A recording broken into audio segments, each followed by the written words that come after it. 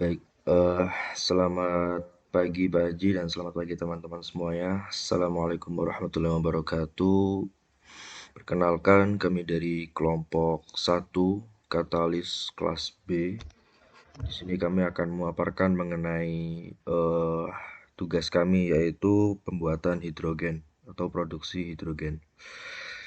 Di mana di sini kami ada 6 kelompok, ada 6 anggota. Yang pertama Ilan Junio, William Mutakin, Misal Graciela, Carolina Patricia Bupu, Gabriela, dan saya sendiri Farada Noval. Mungkin bisa masuk ke dalam pembahasan pertama, yaitu yang akan dipaparkan oleh Ilan Junio.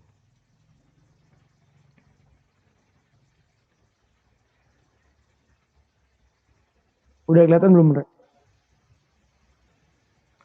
Udah Jun. Aman. Oke, mungkin di sini kan eh, saya sebagai Len Junior kebagian untuk isu pertama dan isu kedua, di mana isu pertama yaitu definisi hidrogen dan yang isu kedua itu berbagai jenis metode dan reaksi pembuatan hidrogen. Nah, mungkin yang pertama yaitu hidrogen. Hidrogen sendiri adalah unsur kimia pada tabel periodik yang memiliki simbol H dan nomor atom 1. Pada suhu dan tekanan standar, hidrogen tidak berwarna, tidak bersifat non-logam, bervalensi tunggal, dan merupakan gas diatomik yang sangat mudah terbakar. Nah, hidrogen adalah unsur paling melimpah dengan persentase kira-kira 75% dari total massa unsur alam semesta. Senyawa hidrogen relatif langka dan jarang dijumpai secara alami di bumi, dan biasanya dihasilkan secara industri dari berbagai senyawa hidrokarbon seperti metana. Unsur ini ditemukan dalam kelimpahan yang besar di bintang-bintang dan planet-planet gas raksasa. Di seluruh alam semesta ini, hidrogen kebanyakan ditemukan dalam keadaan atomik dan plasma yang sifatnya berbeda dengan molekul hidrogen. Sebagai plasma, elektron hidrogen dan proton terikat bersama dan menghasilkan konduktivitas elektrik yang sangat tinggi dan daya pancar yang tinggi. Hidrogen adalah gas ringan, tidak berwarna, tidak berbau, jika terbakar tidak menunjukkan adanya nyala dan akan menghasilkan panas yang sangat tinggi. Nah, mungkin di sini ada beberapa spesifikasi dari hidrogen, di mana wujudnya gas, warna tidak berwarna, bau tidak berbau, titik leburnya min 259,16 derajat Celcius, titik didihnya min 252,87 derajat Celcius, memiliki densitas 0,08988 gram per cm kubik pada suhu 293 Kelvin, dan memiliki kapasitas panas 14,304 Joule per gram Kelvin. Kemudian yang isu kedua yaitu berbagai jenis metode dan reaksi pembuatan hidrogen. Nah, mungkin di sini terdapat bagan. Jadi buat pembuatan hidrogen itu ada dua, yaitu dari bahan bakar fosil dan sumber terbarukan. Nah, kemudian untuk yang pertama, bahan bakar fosil ini dipecah menjadi dua, yaitu reformasi hidrokarbon dan pirolisis hidrokarbon, di mana untuk reformasi hidrokarbon dipecah menjadi tiga, yaitu ada reformasi uap atau steam reforming, kemudian ada oxidation parsial atau oksidasi parsial, sama autothermal reforming atau reformasi autothermal. Kemudian untuk sumber terbarukan itu dipecah menjadi dua juga, yaitu ada proses biomasa dan pemisahan air. Kemudian pada proses biomasa dipecah menjadi dua, yaitu secara biologis dan termokimia, dan pemisahan air dipecah menjadi tiga, yaitu ada elektrolisis, termolisis, dan fotolisis. Mungkin dapat dibahas sedikit mengenai beberapa metode ini. Yang pertama yaitu produksi hidrogen dari bahan bakar fosil. Nah, pada intinya untuk produksi hidrogen dari bahan bakar fosil ini didapatkan dari minyak bumi lah intinya, dan batu bara. Nah, kemudian pada produksi hidrogen dari bahan bakar fosil ini kan tadi dibagi menjadi dua ya. Yang pertama ada metode reformasi hidrokarbon atau hidrokarbon reforming method. Nah, menurut definisi, reforming hidrokarbon adalah proses di mana bahan bakar hidrokarbon diubah menjadi hidrogen melalui beberapa teknik reforming. Selain hidrokarbon, reaktor lain untuk proses reforming dapat berupa uap, dan kemudian reaksi endotermik dikenal sebagai reforming uap atau oksigen, dan reaksi eksotermik dikenal sebagai oksidasi parsial. Nah, itu mungkin dapat dibahas lebih lanjut. Yang pertama yaitu ada metode reforming uap atau steam reforming method. Nah, metode steam reforming pada dasarnya melibatkan konversi katalitik dari hidrokarbon dan uap menjadi hidrogen dan karbon monoksida, dan terdiri dari langkah-langkah utama reforming atau sintesis gas atau syngas, water gas shift atau WGS, dan methanation atau pemurnian gas. Nah, bahan baku berkisar dari metana, gas alam, dan gas yang mengandung metana lainnya melalui berbagai kombinasi hidrokarbon ringan termasuk etana, propana, guana, pentana, dan naphtha ringan dan berat. Kemudian yang selanjutnya ada metode oksidasi parsial atau partial oxidation method. Nah, pada dasarnya metode ini melibatkan konversi uap, oksigen, dan hidrokarbon menjadi hidrogen dan karbon monoksida. Nah, proses katalitik yang terjadi pada sekitar 950 derajat Celcius beroperasi dengan bahan baku mulai dari metana hingga nafta. Sedangkan proses non-katalitik yang terjadi pada 1150 sampai 1315 derajat Celcius dapat beroperasi dengan hidrokarbon termasuk metana, minyak berat, dan batu bara. Kemudian selanjutnya ada metode reformasi autothermal atau autothermal reforming method. Nah, metode autothermal reforming menggunakan oksidasi parsial eksotermik untuk menyediakan panas dan reformasi uap endotermik untuk meningkatkan produksi hidrogen. Intinya untuk metode ini itu kombinasi antara oksidasi parsial dengan reforming uap. Nah, untuk yang selanjutnya di metode produksi hidrogen dengan fosil itu ada pirolisis hidrokarbon.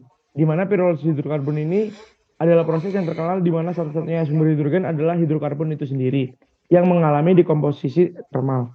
Dekomposisi termokatalitik dari hidrokarbon cair ringan yaitu titik didih antara 50 dan 200 derajat Celcius. Dilakukan dengan produksi unsur karbon dan hidrogen. Sedangkan dalam kasus fraksi residu berat titik didihnya lebih tinggi dari 350 derajat Celcius. Nah, hidrogen diproduksi dalam skema dua langkah yaitu hidrogasifikasi dan perengkahan metana. Nah, untuk yang selanjutnya yaitu produksi hidrogen dari energi terbarukan. Nah, meskipun hidrokarbon saat ini merupakan bahan baku utama yang digunakan dalam produksi hidrogen, kebutuhan untuk meningkatkan integrasi teknologi terbarukan menjadi tidak terhindarkan.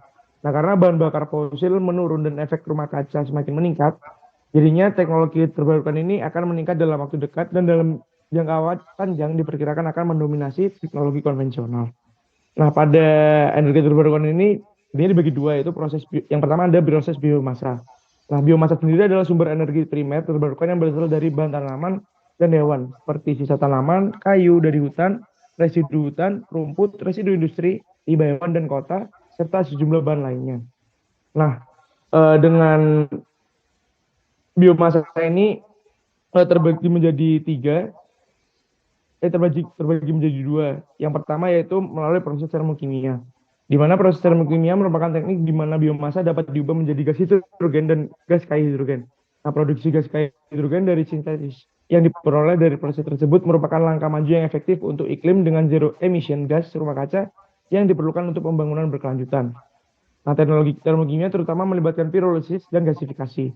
Kedua proses konversi tersebut menghasilkan di antara produk gas lainnya, yaitu CH4 dan karbon monoksida yang dapat diproses lebih lanjut untuk produksi hidrogen lebih banyak melalui steam reforming dan reaksi WGS. Kemudian selanjutnya ada proses biologis. Nah, karena meningkatnya perhatian terhadap pembangunan berkelanjutan dan meminimalisasi limbah, penelitian produksi hidrogen biologis telah meningkat secara substansial selama beberapa tahun terakhir.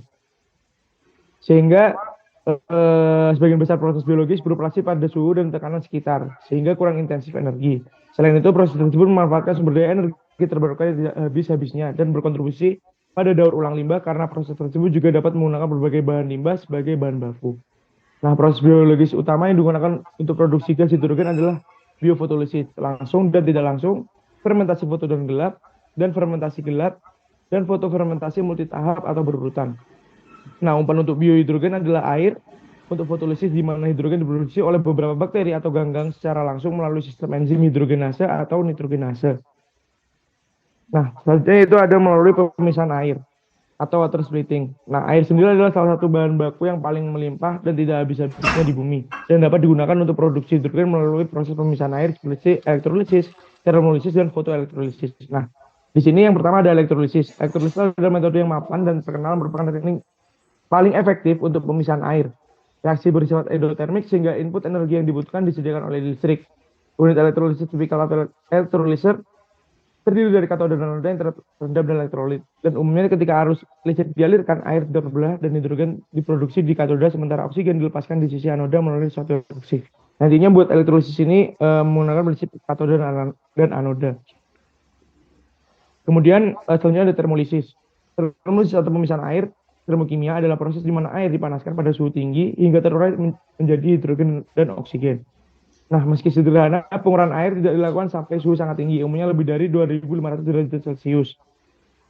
Kemudian yang terakhir ada fotoelektrolisis, di mana fotoelektrolisis yaitu secara umum terjadi ketika energi cahaya tampak diserap dengan bantuan beberapa katalis foto dan kemudian digunakan untuk menguraikan air menjadi hidrogen dan oksigen. Mungkin cukup sekian dari saya, bisa dilanjutkan oleh teman saya untuk isu selanjutnya.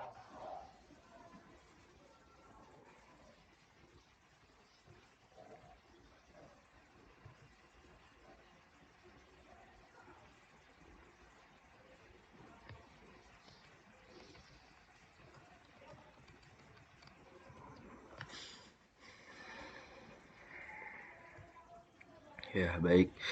Yang selanjutnya di sini saya akan memaparkan ya mengenai isu selanjutnya, yaitu mengenai kelebihan serta kekurangan dari berbagai macam proses pembuatan dari hidrogen itu sendiri. Tadi juga sempat disinggung ya mengenai diagram ini. Ini merupakan diagram berbagai macam proses pembuatan hidrogen. Itu dibagi dua tuh, dari bahan baku yang ada yang bahan bakunya itu menggunakan fosil, serta bahan baku yang menggunakan renewable atau bahan baku energi terbarukan gitu.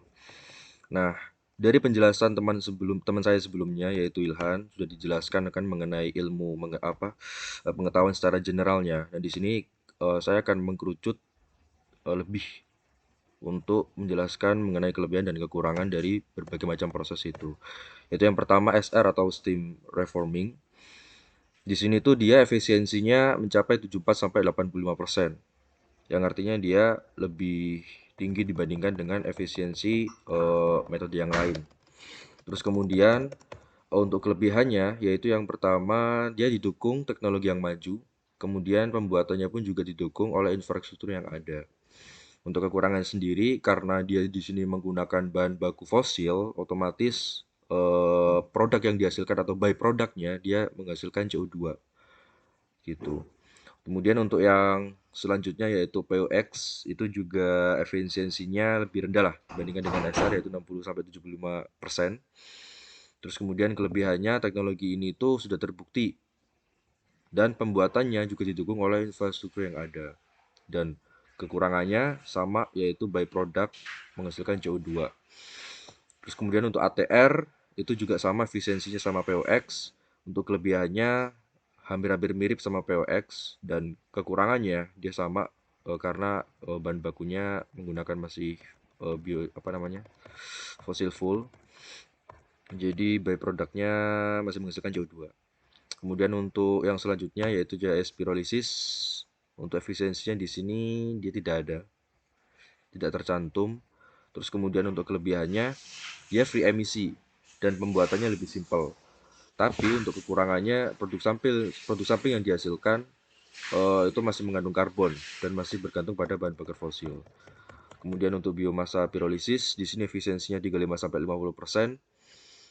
Terus kemudian untuk kelebihannya dia di sini CO2 neutral atau artinya meskipun byproductnya itu dia masih menghasilkan CO2 akan tetapi dia berusaha buat untuk menyeimbangkan antara CO2 yang dihasilkan dengan bagaimana caranya dia itu bisa memanfaatkan CO2 itu kembali.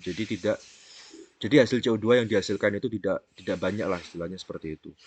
Dan untuk ketersediaan bahan bakunya itu juga murah dan melimpah. Untuk kekurangannya ya masih terbentuk CO2, membentuk katar dan bahan bakunya itu yang tidak murni atau masih mengandung impurities. Untuk biomassa gasification eh kelebihannya bermirip CO2 neutral dan ketersediaan bahan baku yang murah dan melimpah. Terus kemudian untuk kekurangannya juga masih membentuk tar, CO2 dan bahan baku yang tidak murni.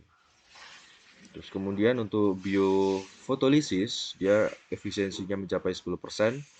Terus kemudian kelebihannya dia di sini itu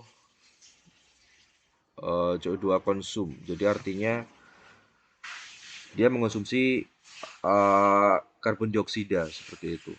Terus kemudian untuk produk samping yang dihasilkan itu hanya O2 dan kondisi operasi yang dijalankan itu ringan. Terus untuk kekurangannya membutuhkan sinar matahari pada proses produksinya. Nah, kemudian untuk hasil H2 yang dihasilkan pun juga rendah, kebutuhan volume reaktornya besar dan biaya raw material yang tinggi. Terus kemudian untuk yang selanjutnya ada dark fermentation, itu untuk efisiensinya cukup tinggi yaitu 60-80%. Dia kelebihannya di sini itu CO2 neutral, prosesnya sederhana, proses produksinya tanpa memerlukan cahaya, dan tentunya berkontribusi pada limbah daur ulang dalam proses produksinya. Untuk kekurangannya juga hidrogen yang dihasilkan itu rendah, tapi efisiensi konversi tapi kebutuhan volume reaktornya itu juga besar dan efisiensi konversi yang rendah. Terus kemudian untuk photo fermentation di sini efisiensinya 0,1. Kelebihannya dia CO2 neutral, terus kemudian dan dapat menggunakan berbagai limbah organik dan air limbah pada proses produksinya atau alias bahan bakunya. Dan untuk kekurangannya dia di sini tuh membutuhkan sinar matahari pada proses produksinya. Hidrogen yang dihasilkan itu rendah, tapi kebutuhan volume reaktornya besar dan efisiensi konversinya rendah. Terus kemudian untuk elektrolisis dia di sini itu efisiensinya 40-60. Kelebihannya dia tidak ada polusi dengan bahan baku sumber terbarukan. Ya, dia tidak by produknya itu hanyalah O2 produk sampingnya. Terus kemudian untuk proses teknologi dan infrastruktur yang sudah ada dan terbukti, bahan bakunya juga melimpah karena dia di sini itu renewable source. Terus kemudian dan berkontribusi pada integrasi RS sebagai opsi penyimpanan listrik. Untuk kelemahannya sendiri di sini dia efisiensi yang dihasilkan itu rendah, yaitu sekitar 40-60 ya tadi. Dan biaya modalnya tinggi di awal. Seperti itu. Terus kemudian untuk termolisis dia di sini efisiensinya 20-45%. Untuk kelebihannya proses produksinya bersih dan berkelanjutan, bahan bakunya juga melimpah. By produknya dia hanya menghasilkan O2. Dan untuk kelemahannya dia di sini menghasilkan elemen toksik. Terus kemudian menghasilkan masalah korosif dan biaya modal yang tinggi di awal. Dan yang terakhir, fotoelektrolisis untuk efisiensinya dia di sini 0,06%. Kelebihannya dia free emisi, bahan bakunya melimpah dan byproductnya itu hanyalah O2. Akan tetapi pada prosesnya dia membutuhkan sinar matahari, efisiensi konversinya yang rendah dan bahan fotokatalitiknya itu yang kurang efektif seperti itu. Kemudian melanjut ke isu yang berikutnya yaitu menentukan jenis metode dari pembuatan hidrogen yang dipilih. Dari beberapa jenis metode yang tadi sudah dijelaskan oleh teman saya dan dengan menimbang kelebihan serta kekurangannya, di sini kami menentukan untuk jenis metode pembuatan hidrogen yang dipilih yaitu elektrolisis karena bahan baku yang di sini yang digunakan itu bersifat sustainability dan renewable. Kemudian untuk hasil produk sampingnya juga hanya diperoleh oksigen. Kemudian metode ini atau elektrolisis ini itu juga merupakan metode yang mudah dan sering digunakan dalam memproduksi hidrogen itu sendiri seperti itu. Itu mungkin LTM saya. Untuk isu selanjutnya bisa dilanjutkan oleh teman saya yang lain.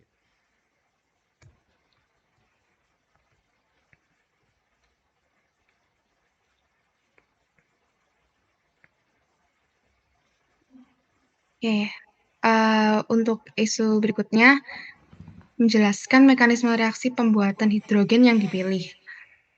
Di sini karena tadi sudah dijelaskan oleh rekan saya sebelumnya kalau mekanisme pembuatan yang dipilih adalah elektrolisis. Mungkin kita sedikit rangkum. Jadi ada beberapa metode dalam pembuatan hidrogen. Kemudian yang kami pilih itu dari yang renewable energy source. Jadi biar dia nggak memberikan efek yang buruk bagi lingkungan. Kemudian, untuk lebih jelasnya, elektrolisis air ini merupakan peristiwa penguraian air menjadi gas hidrogen, H2, dan oksigen menggunakan arus listrik. Mekanisme yang terjadi adalah saat senyawa ionik diberikan aliran listrik, ion-ion dalam larutan akan bergerak dan menghantarkan arus listrik melalui larutan. Hantaran listrik melalui larutan elektrolit terjadi ketika sumber arus searah memberi muatan yang berbeda pada kedua elektroda. Katoda sebagai kutub negatif dan anoda sebagai kutub positif. Nantinya, spesies tertentu dalam larutan akan mengambil elektron dari katoda dan spesies lainnya akan melepaskan elektron ke anoda. Selanjutnya, elektron akan dialirkan ke katoda melalui sumber arus searah. Untuk beberapa faktor yang dapat mempengaruhi elektrolisis air, itu adalah kualitas elektrolitnya, konsentrasi elektrolit, dan material dari elektroda. Elektrolit kuat akan mempercepat reaksi elektrolisis air. Konsentrasi yang semakin besar dan logam yang reaktif juga akan mempercepat terjadinya reaksi elektrolisis. Kemudian ada gas yang akan dihasilkan, itu disebut dengan brown gas. Elektrolisis 1 mol air menghasilkan 1 mol gas hidrogen dan setengah mol gas oksigen dalam bentuk diatomik dengan kondisi proses pada suhu ruang dan 1 atm. Jadi untuk reaksinya seperti ini, bisa disetimbangkan 2H2O menjadi 2H2 ditambah O2. Kemudian untuk diagram alir proses elektrolisis air itu, air dimasukkan ke deionizer, kemudian nanti akan terbentuk kayak proton dari si air itu akan lepas dan pindah ke sisi elektroda lainnya, kayak gitu. Elektron maksudnya. Elektronnya akan lepas dan pindah ke sisi elektroda lainnya, sehingga nanti bisa terbentuk aliran listrik. Untuk konversinya secara garis besar, itu untuk alkalin dan SOEC, jadi elektrolisis air ini dibagi jadi 3. Ada yang alkalin, SOEC atau solid oxide electrolysis cell, kemudian ada proton exchange membrane. Nah, di sini bisa dibagi lagi kalau berdasarkan sifatnya. Alkalin dan SOEC ini termasuk elektrolit basa, sementara PEM itu termasuk elektrolit asam. Bedanya adalah untuk alkalin dan SOEC itu H2O-nya itu berkontaknya di katoda, di sisi katodanya. Kemudian untuk PEM, untuk elektrolit asam, itu yang berkontak sama H2O itu anodanya.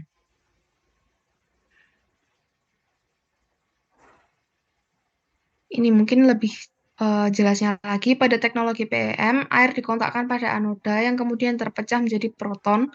Selanjutnya air akan bergerak menuju katoda untuk membuat H2 dan O2 kembali bersama air. Pada teknologi alkalin dan SOEC, air akan berkontak dengan katoda dan terpecah menjadi H2 yang terpisah dari air pada unit separasi, dan ion OH- akan kembali ke larutan elektrolit pada bagian anoda untuk membentuk O2. Kemudian metode elektrolisis air ini menawarkan keberlanjutan dan opsi biaya yang relatif karena tergantung dari jenis elektrolit apa yang kita pakai dan material elektroda apa yang digunakan supaya dia jadi lebih murah.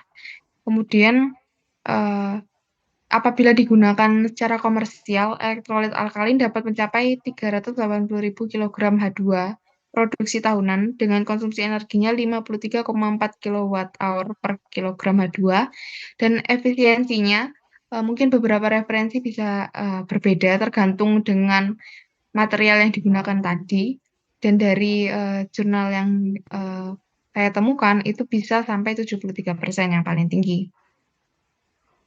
Kemudian ada skemanya untuk alkaline water dan proton exchange membrane. Kalau dilihat ini kurang lebih sebenarnya sama. Cuman yang membedakan di sini mungkin ada pompa dan ada heat exchanger untuk yang sistem AWE yang alkalin. Dia punya kelebihan biayanya murah jika dibandingkan dengan elektrolisis air lainnya. Kemudian dia bisa digunakan dalam skala produksi besar. Kondisi operasi yang dibutuhkan itu 1 bar dengan temperatur 60 derajat Celcius serta mampu menghasilkan efisiensi hingga 75%. Untuk yang PMWE itu dia itu sedikit lebih mahal karena dia membutuhkan katalis yang mahal dan elektroda yang mahal juga. Selain itu, PMWE itu menghasilkan hidrogen yang lebih sedikit jika dibandingkan dengan metode sebelumnya, alkalin, karena membran dengan luasnya area yang besar itu sulit untuk dibuat, karena dia butuh membran kan. Kemudian kondisi operasi yang dibutuhkan itu cukup besar juga, kayak tekanannya 30 bar, temperaturnya 55 derajat Celcius, kemudian efisiensi maksimalnya 75%. Sama seperti sistem AW, nanti oksigen yang diproduksi anoda dikembalikan ke lingkungan setelah separator, sementara hidrogen diproduksi dalam katoda dan dipisahkan dari air setelah separator. Ya, kayak gitu yang bisa aku sampaikan. Untuk isu selanjutnya akan disampaikan oleh rekan saya. Terima kasih.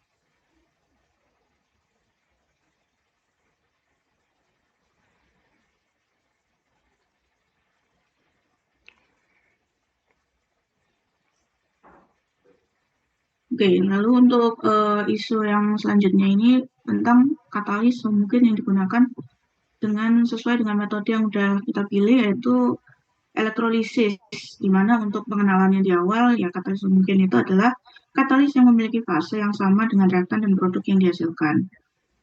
Dan sesuai dengan tadi metode yang sudah dijelaskan di elektrolisis, di sini reaktannya itu kan berupa air, di mana fasenya itu cair. Kemudian yang dihasilkan itu kan adalah gas hidrogen sama oksigen. Sehingga katalis homogen di sini adalah katalis yang fasenya cair, di mana katalisis homogen itu terjadi dengan pembentukan senyawa kompleks dari molekul reaktan dan penataan ulang antar molekul. Dan untuk proses elektrolisis sendiri itu ada beberapa katalis yang bisa digunakan, yaitu NaOH, KOH, sama H2SO4. Dan kalau dibandingkan antara ketiganya, di mana pertama itu kalau dibandingkan antara katalis NaOH sama H2SO4, itu dengan berbagai variasi konsentrasi sama arus, itu didapatkan seperti yang ada di tabel ini. Kemudian kalau mau disimpulkan, itu kalau kita menggunakan katalis NaOH di proses elektrolisis itu, dia bisa paling efisien di konsentrasi 0,25 molar dengan arusnya itu 35 ampere. Yang ada di sini, itu bisa menghasilkan efisiensi sampai 89%. Sedangkan kalau melihat dari katalis H2SO4, itu paling efisiennya itu di konsentrasi 0,1 M dengan arusnya itu 35 ampere yang memiliki efisiensinya itu 48,782% yang ada di sini.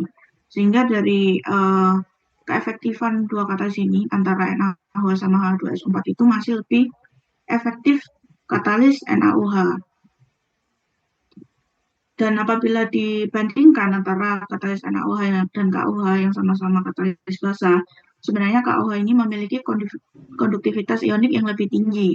Sehingga kalau dihitung efisiensinya, itu dia akan lebih efisien. Namun, dari KOH sendiri juga punya kelemahan, yaitu kemurnian hidrogennya itu lebih tinggi NaOH daripada KOH, dan juga NaOH itu lebih mudah didapatkan dan juga lebih murah.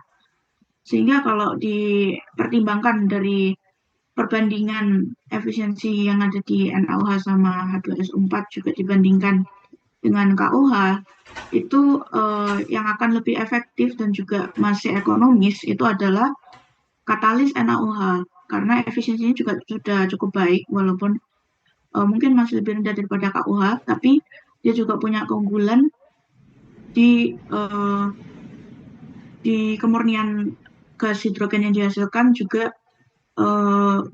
kemudahannya dia untuk didapatkan juga dari sisi harganya. Itu untuk katalis NaOH mungkin lebih lengkapnya akan dijelaskan oleh Karlin.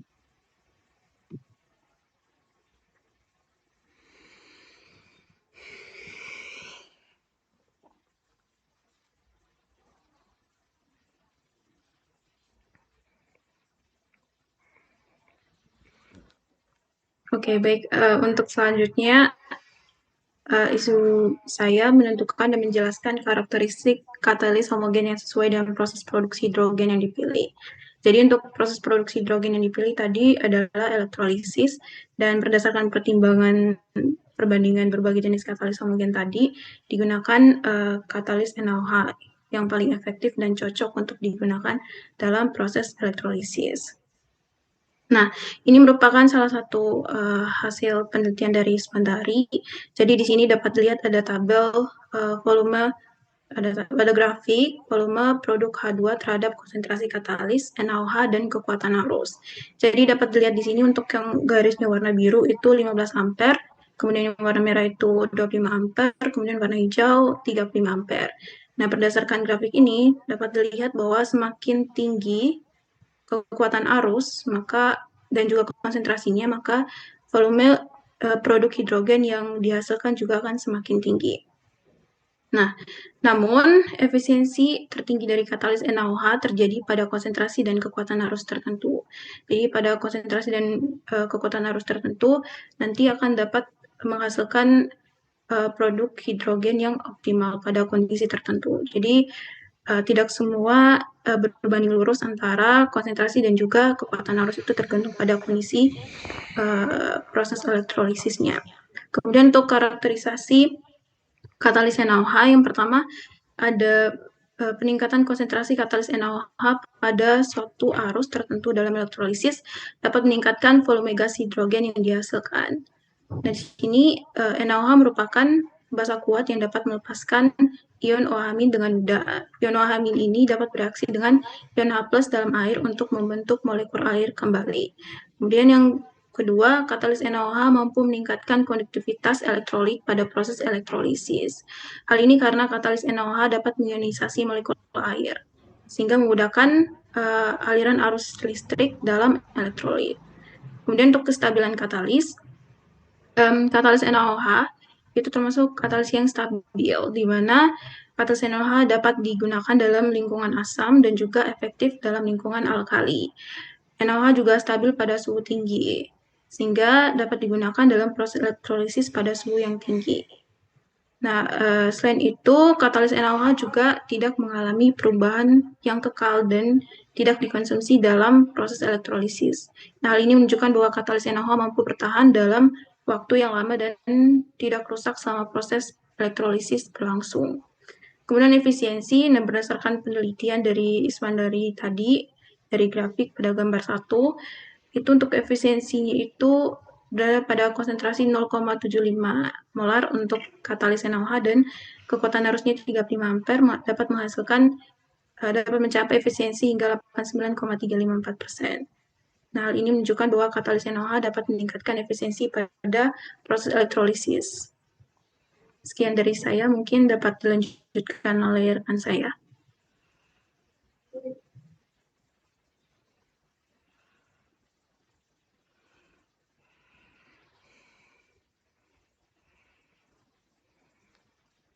Baik, selanjutnya saya akan menjelaskan tentang proses katalis NaOH pada produksi hidrogen melalui metode elektrolisis air. Jadi pada proses katalis ini terbagi menjadi beberapa tahapan. Yang pertama yaitu ionisasi NaOH. Jadi pada tahap awal NaOH akan bereaksi dengan air dan terionisasi menjadi ion Na+ dan OH-. Nah, ion hidroksida ini yang dihasilkan akan berperan sebagai katalis dalam metode elektrolisis air ini. Selanjutnya yaitu pembentukan hidrogen. Nah, selama proses elektrolisis, arus listrik ini mengalir melalui elektrolit NaOH dan air. Ion hidroksida atau OH- yang terbentuk akan bereaksi dengan molekul air membentuk ion hidrogen dan ion hidroksida. Tahap yang ketiga yaitu elektrolisis air. Nah, ketika arus listrik terus dialirkan melalui larutan elektrolit, ion hidrogen H+ dan ion hidroksida OH- akan bermigrasi ke elektroda yang berlawanan. Ion-ion hidrogen ini yang mencapai elektroda positif akan menerima elektron dari elektroda dan membentuk gas hidrogen. Sementara itu, ion-ion hidroksida yang mencapai elektroda negatif akan melepaskan elektron dan membentuk gas oksigen. Selanjutnya yaitu tahap keempat, regenerasi ion hidroksida. Selama proses elektrolisis air berlangsung, ion hidroksida akan berkurang jumlahnya karena bereaksi dengan molekul air H2O dan membentuk ion hidrogen H+ dan ion hidroksida OH-. Namun, ion hidroksida OH- yang tersisa akan beregenerasi ketika ion natrium Na+ dalam larutan NaOH bereaksi dengan ion hidroksida yang tersisa dan membentuk kembali NaOH. Mungkin cukup sekian sesi ajar mengajar dari kelompok kami. Kurang lebihnya mohon maaf. Terima kasih.